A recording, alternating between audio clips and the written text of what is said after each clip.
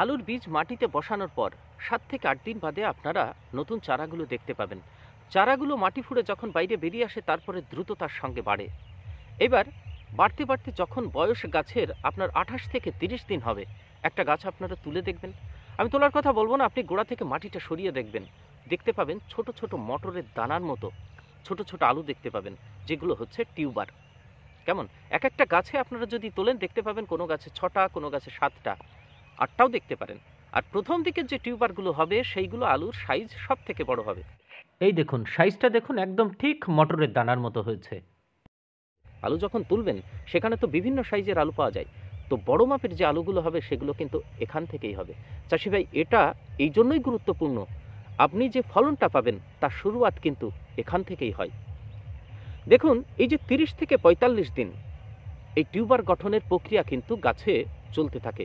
মাঝের যে 15 দিন 30 থেকে 45, যেগুলো আগাম জাত আপনারা 70-75 দিনে তুলবেন। আর মধ্যম জাতের ক্ষেত্রে আপনারা 5 দিন পিছিয়ে যাবেন, আর যেগুলো লেট ভ্যারাইটি 10 দিন পিছিয়ে যাবেন। অর্থাৎ মধ্যম জাতের ক্ষেত্রে আপনারা 35 থেকে 50 দিন, এই 15 দিন গুরুত্বপূর্ণ। আর যেটা লেট ভ্যারাইটি সেটা আপনার হচ্ছে 40 থেকে 55 দিন, এটা গুরুত্বপূর্ণ। তো সেই অনুযায়ী আপনাদের গাছে হিসাব করে সার দিয়ে মাটি বাঁধাইয়ের কাজটা কিন্তু করতে হবে। তো এই সময় গাছের চাহিদা কি, আমাদের গাছ এই সময় কি চাই, তো গাছের চাহিদা অনুসারে আমরা সার সিলেক্ট করব, আর তার সঙ্গে কি কি মেশাতে হবে মিশিয়ে আমরা অ্যাপ্লাই করব সেই সারটা। দেখুন এই সময়ই আপনাদের কিন্তু নজর দিতে হবে আলুগুলোর ওজন যেন খুব সুন্দর হয় এবং সাইজটা ভালো হয়, আর আলুর গাটা মসৃণ হয়, চকচকে হয়। কারণ আলুর গায়ে র্যাশ হয়, লম্বালম্বি চেরা চেরা দাগ হয়, এগুলো যেন না হয়। তো কি সেই সারগুলো আমরা মেশাবো সেটা আজকের ভিডিওতে আপনাদের সঙ্গে তুলে ধরবো।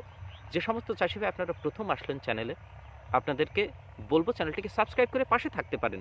যদি ভালো লাগে তাহলে চ্যানেলটিকে লাইক করতে পারেন, আর আপনাদের মতামত কমেন্ট বক্সে জানাতে পারেন। যারা প্রতিনিয়ত দেখেন তাদেরকে অসংখ্য ধন্যবাদ। আসুন সম্পূর্ণ ভিডিওটা শুরু করি। প্রথমে আমরা চাষি ভাই জানি যে এই যে পর্যায়টা আলুর, তার প্রোডাক্টিভ স্টেজে যাচ্ছে, অর্থাৎ মটরের দানার মতো ছোট ছোট আলু গাছের গোড়ায় তৈরি হয়ে গেছে। যে কোনো ফসল হোক না কেন, যখন ফুল আসতে শুরু করে, গাছে ফুল আসে, ফল ধরতে শুরু করে, সেই সময় গাছের সব থেকে বেশি প্রয়োজন হয় সেটা হচ্ছে ফসফরাস আর পটাশ।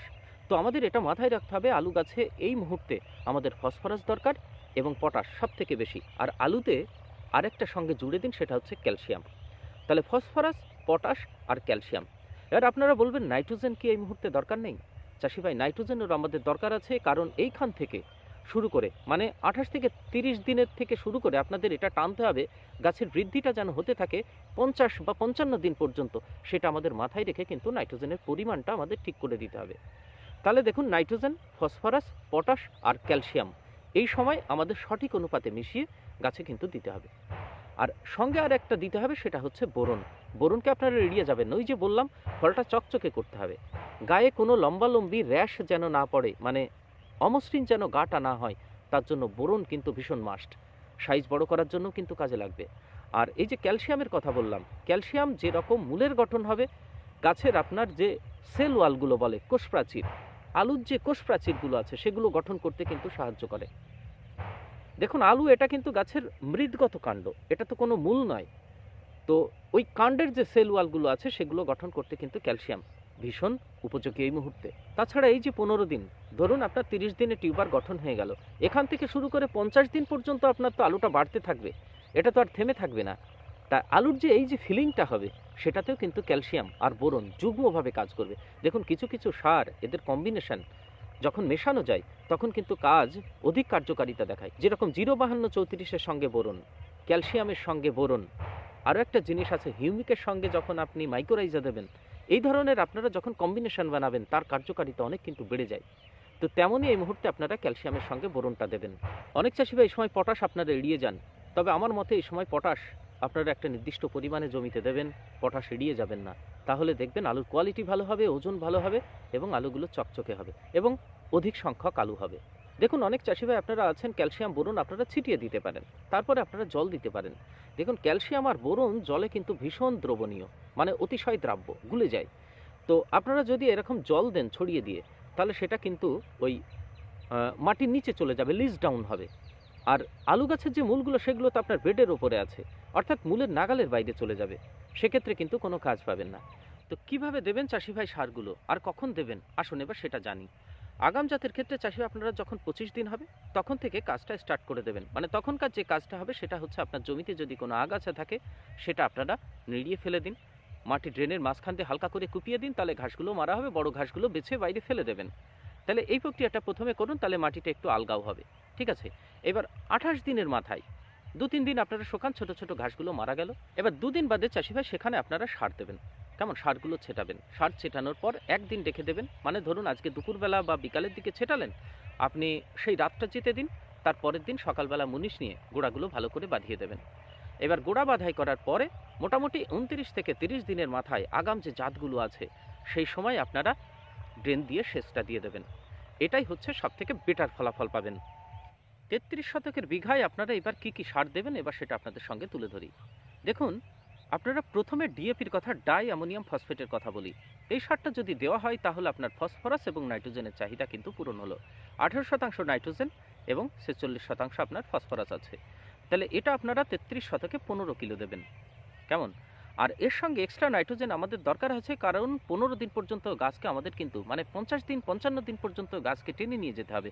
উপরের দিকে যেমন বৃদ্ধি হবে, নিচের দিকে তেমন মূলের বিকাশ হবে।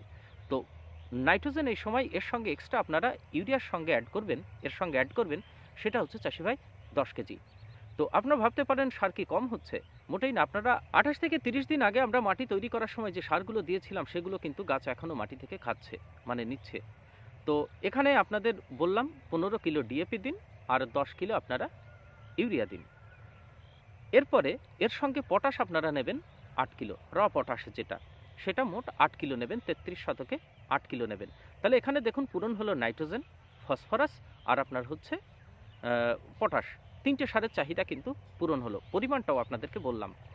এইবার এসে আসি যেটা হচ্ছে ক্যালসিয়াম এবং বোরন, যেটা মাস্ট এই মুহূর্তে দিতেই হবে।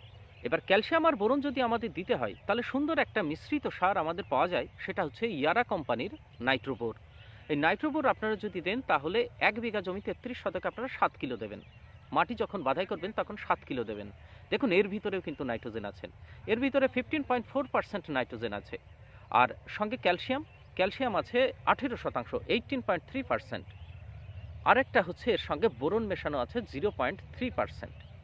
এবার আপনি এক্সট্রা বোরন এর সঙ্গে একটু দিতে পারেন, একটু সামান্য কম হয়ে যায় তবু এক্সট্রা একটু দিতে পারেন। সেটা হচ্ছে 1 বিঘা জমিতে 500 গ্রাম, 10.2 বা 10%-এর কাছাকাছি যেগুলো পাওয়া যায় সেটা আপনারা 1 বিঘা জমিতে 500 বা 1 কিলো দিতে পারেন, মেশাতে পারেন, তাহলে আরও বেটার রেজাল্ট পাবেন। ব্যাস, এই হচ্ছে আপনার এই 5টা প্রধান খাদ্য উপাদান। এবার ধরুন আপনি নাইট্রোবোর পেলেন না, ইয়ারার নাইট্রোবোর পেলেন না, তাহলে সেখানে ক্যালসিয়াম আপনারা এক্সট্রা বাজার থেকে কিনে নিতে পারেন। সেখানে আপনারা ক্যালসিয়াম নিতে পারেন মোটামুটি 4 থেকে 5 কেজি নিতে পারেন। ক্যালসিয়াম নাইট্রেট যেটা বাজারে পাওয়া যায়, ছোট ছোট দানা হয় সাদা সাদা, সেটা 4 থেকে 5 কিলো নেবেন। আর বোরন আপনারা নেবেন 2 কিলো। ব্যাস, এইগুলো আপনারা মিক্স করবেন। মিক্স করার পর তারপরে জমিতে ওই সারগুলোর সঙ্গে মিশিয়ে ছেটাবেন, ছিটিয়ে তারপরে মাটি টানবেন। এবার আরেকটা কথা না বললেই নয়, দেখুন এটাও কিন্তু গুরুত্বপূর্ণ। দেখুন যে সমস্ত চাষি ভাই আপনারা প্রথমে মানে মাটি তৈরি করার সময় মাইক্রোরাইজা এবং হিউমিক দেননি, এই মুহূর্তে আপনারা কিন্তু অবশ্যই দেবেন।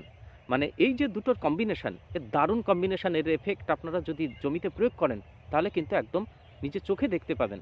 মানে এর প্রয়োগ করা ফসলের কিন্তু ফলাফল দারুণ। কারণ এই যে হিউমিক আর মাইক্রোরাইজ দুটো কিন্তু মাটির গঠনতন্ত্রই চেঞ্জ করে দেয়, কার্বনের পরিমাণ মাটিতে বাড়ায়। তারপরে যে সমস্ত সারগুলো আপনি দিচ্ছেন, কারণ আলু এবং পেঁয়াজে আমরা জানি প্রচুর পরিমাণে সার দিতে হয়। এবার কিছু অচল সার থাকে, যেরকম আপনার জিঙ্ক থাকে, ফসফরাস থাকে, যেখানে পড়ে সেই দানাগুলো সেখানেই মানে ছড়ায় না।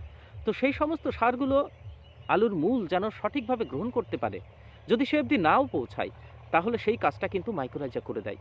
কারণ মাইক্রোরাইজার যে হাইফি, মাইসোলিয়াম, তারপরে হাইফি গঠন করে, একটা জালের মতো গঠন করে, মূলের সঙ্গে কানেকশন করে দেয় সারের থেকে আপনার মূল পর্যন্ত, যাতে করে গাছগুলো সুন্দরভাবে সেই খাবারটা খেতে পারে। তো এই মুহূর্তে আপনারা একটা সারের কথা বলি, যেটা হচ্ছে টাটা র্যালি গোল্ড।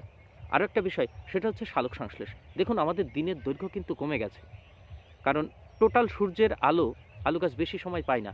আর এই যে সূর্যের আলো একটা নির্দিষ্ট তাপমাত্রা, দিনের বেলা কিন্তু যদি বেশি থাকে তাহলে আলোর টিউবারগুলো বেশি পরিমাণে ছাড়ে। আর রাতের বেলার ঠান্ডা আর দিনের বেলার গরম টেম্পারেচার, এই দুটো যদি পেয়ে যায় তাহলে আলুর ফলন কিন্তু বেটার হয়।